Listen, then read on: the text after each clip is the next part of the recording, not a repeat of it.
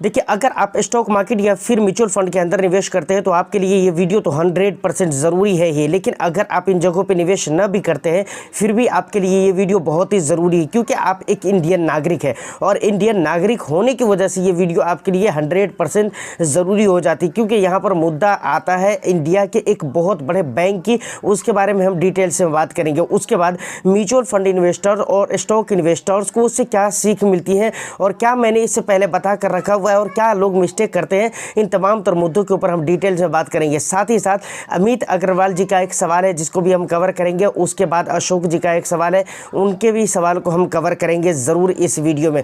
तो of course video बहुत ही ज़्यादा इंटरेस्टिंग होने वाली है। बस एक लाइक कर दीजिए, शेयर कर दीजिए। चैनल को अगर अभी तक आपने सपोर्ट नहीं किया है तो ज़्यादा से ज़्यादा सपोर्ट करें, क्योंकि आपकी मदद की वजह से और आपके सपोर्ट की वजह से बी फाइनेंसर अभी तक यहाँ तक पहुँच चुका है और आगे का भी सफ़र आपके सहारे के बदौलत ही बढ़ेगा।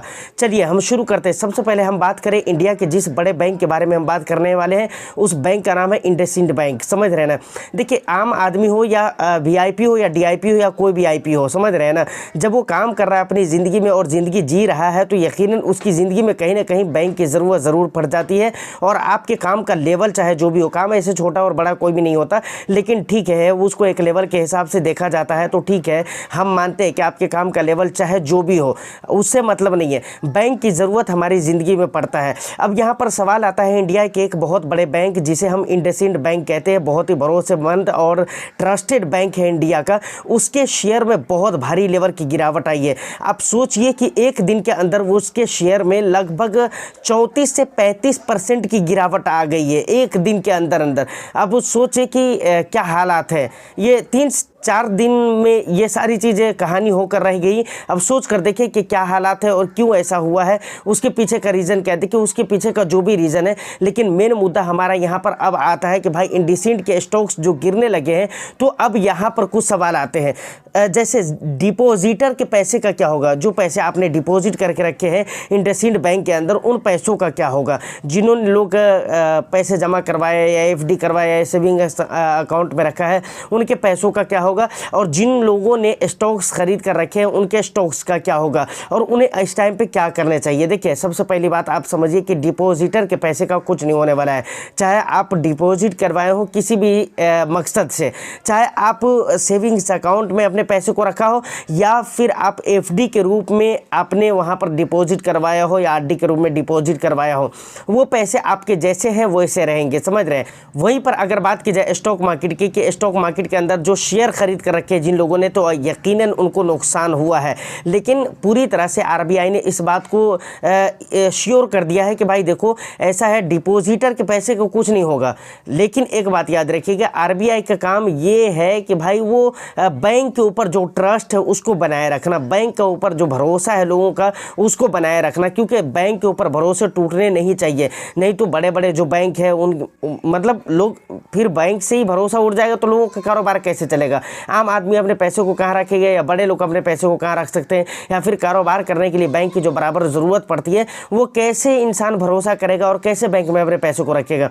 तो इसलिए आरबीआई का काम यही है कि भाई बैंक के ऊपर जो भरोसा है, जो ट्रस्ट है, जो बिलीव विश्वास है, उसको बनाए रखना। और इसलिए आरबीआई ने पूरी तरह से श्योर कर दिया है कि भाई उसमें जो डिपॉजिट करके रखा है, जिनके पैसे खाता धारक के हैं, उनको टेंशन लेने की ज़रूरत नहीं है। लेकिन उसके स्टॉक्स में गिरावट हो या ना हो, ये जिम्मेदारी आरबीआई की नहीं होती है। समझ रहे हैं ना। ये इसको स्टॉक मार्केट को या फिर ये कह लीजिए कैपिटल मार्केट को जो हैंडल करते हैं या जो मतलब चलाते हैं, वो सेबी होती है। समझ रहे हैं कि नहीं। सेबी होती है, सेबी की टीम होती है जो इन चीज़ों को कवर करती है। समझ रहे हैं ना।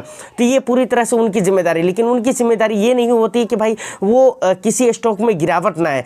कहीं पर मानकर चलिए कंपनीज़ के अंदर कुछ फॉल्ट निकल आता है या कुछ बुराई हो जाती है, कुछ दिक्कतें आती हैं, तो वहाँ पर कंपनीज़ के स्टॉक्स प्राइस गिरते हैं। तो इसमें सेबी की कोई गलती नहीं होती कि भाई स्टॉक्स प्राइस क्यों गिर रहे हैं। सेबी की जिम्मेदारी ये होती है कि गलत तरीके से, इलीगल तरीके से इन्वेस्टर्स के पैसे खराब नहीं होने चाहिए, डूबने नहीं चाहिए बाज़ार के अंदर, उनके साथ कोई धोखाधड़ी नहीं होनी चाहिए। ये जिम्मेदारी होती है और इन चीज़ों की पूरी गाइडलाइन होती है उनके हाथ में। समझ रहे हैं ना। तो फाइनली यहाँ तक ये सारी बातें क्लियर हो जाती है। अब एक बात जो कि बहुत ही ज़रूरी है, जिसको आपको समझने की ज़रूरत है, जिसे एक बार नहीं 1000 बार आपको गौर करने की ज़रूरत है।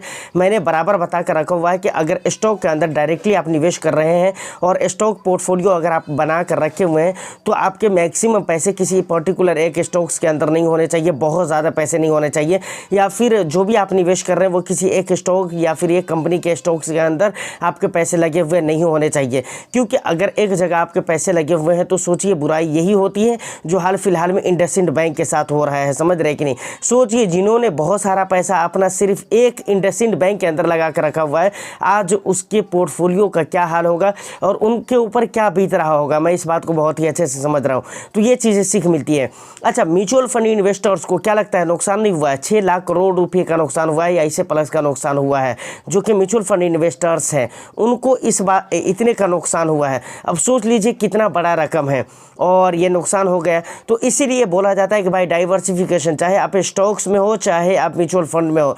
म्यूचुअल फंड में ऑलरेडी डाइवर्सिफिकेशन होती है, लेकिन उसके बावजूद भी आपको अपनी पोर्टफोलियो को डाइवर्सिफाइड ही रखना चाहिए स्कीम वाइज। और अगर देखें स्टॉक मार्केट के अंदर तो वहाँ पर स्टॉक वाइज आपको डाइवर्सिफाइड करके रखना चाहिए, कंपनीज वाइज रखना चाहिए, ये सारी चीज़ें होती है। बल्कि अगर सच बताऊं तो आपको सेक्टर और थीम वाइज भी आपको डाइवर्सिफिकेशन करने की ज़रूरत होती है कि अलग अलग थीम के, अलग अलग कंपनीज़ के, अलग अलग स्टॉक्स के अंदर आप निवेश करें। ये बेटर डाइवर्सिफिकेशन का तरीका है। अब आइए, अमित अग्रवाल जी का एक सवाल आया है कि भाई मेरे को 3 लाख रुपए का लमसम करना है स्मॉल कैप में, एक ही मरतबा कर दूं। तो देखिए इस पॉइंट को भी मैंने बार बार कवर किया हुआ है अपने वीडियो में कि मार्केट के एक ही लेवल पे आपको कभी भी बहुत ज़्यादा पैसे इन्वेस्टमेंट नहीं करने चाहिए। थोड़ा थोड़ा करके निवेश करिए, थोड़ा सब्र रखने की ज़रूरत होती है, कोई दिक्कत नहीं है। लेकिन मल्टीपल लेवल्स पर आपके इन्वेस्टमेंट होंगे तो ऑफकोर्स वो बहुत ज़्यादा बेनिफिशियल रहेगा और आने वाला समय में अच्छा खासा पैसे बना कर दे सकता है।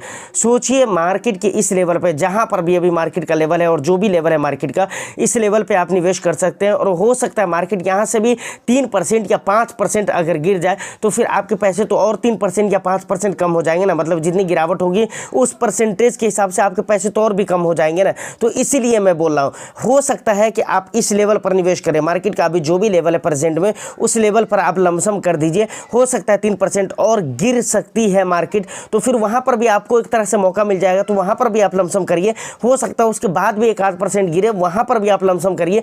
तो ओवरऑल अगर देखा जाए तो हर गिरावट पे आपके, और ज़्यादातर गिरावट हो जितनी डीप पे आप, डीप कहते हैं ना कि बाई ऑन डीप, तो जितनी डीप पे आप बाई करेंगे ना उतना ज़्यादा आपके लिए परफेक्ट साबित होगा और उतना ज़्यादा आने वाला टाइम में आपके पैसे बनेंगे। तो इसीलिए एक ही बार में न निवेश करिए। ये तो मैं अपना पर्सनल ओपिनियन बता रहा हूँ, बाकी आपको जैसा समझ में आ रहा है वैसा करिए। यानी तो अगर आपका कोई फिनेंशियल एडवाइज़र है तो आप उनसे भी कांटेक्ट कर सकते हैं। और मैं न तो फाइनेंशियल एडवाइज़र हूँ और न मैं से भी रजिस्टर्ड हूँ, जो बात है वो मैं आपको साफ क्लियर बता देता हूँ। बस मेरा जो ओपिनियन था वो मैंने आपको रख दिया है।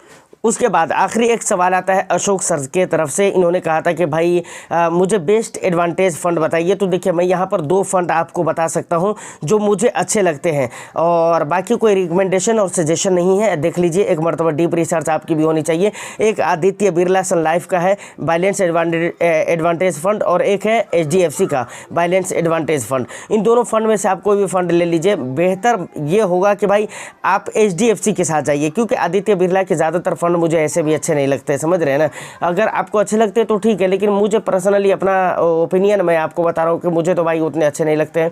लेकिन ठीक है, बैलेंस एडवांटेज फंड है तो चल रहा है अच्छा। जबकि HDFC का जो फंड है वो भी बहुत अच्छा परफॉर्म किया है। लास्ट में जाकर रिटर्न्स वही आपको 10, 12, 14% के ही मिलेंगे लॉन्ग टर्म में। इससे ज़्यादा रिटर्न्स वहाँ पर नहीं मिलते हैं, क्योंकि बहुत सारा पैसा वहाँ पर डेट में भी निवेश किया गया होता है।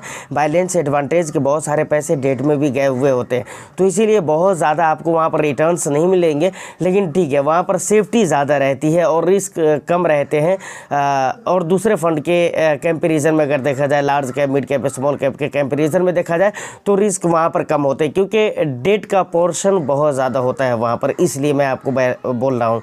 उम्मीद करता हूँ कि ये सारी इन्फॉर्मेशन आपको अच्छी लगी हो, वीडियो अच्छी लगी हो तो बस एक लाइक कर दीजिए, शेयर कर दीजिए। प्लस आपका जो भी सवाल हो या वैल्यूएबल फीडबैक हो तो आप मुझे कमेंट सेक्शन में बता सकते हैं। मैं फिर मिलता हूँ किसी नेक्स्ट एंड इंटरेस्टिंग वीडियो में। जब तक के लिए all the best. Thank you for watching.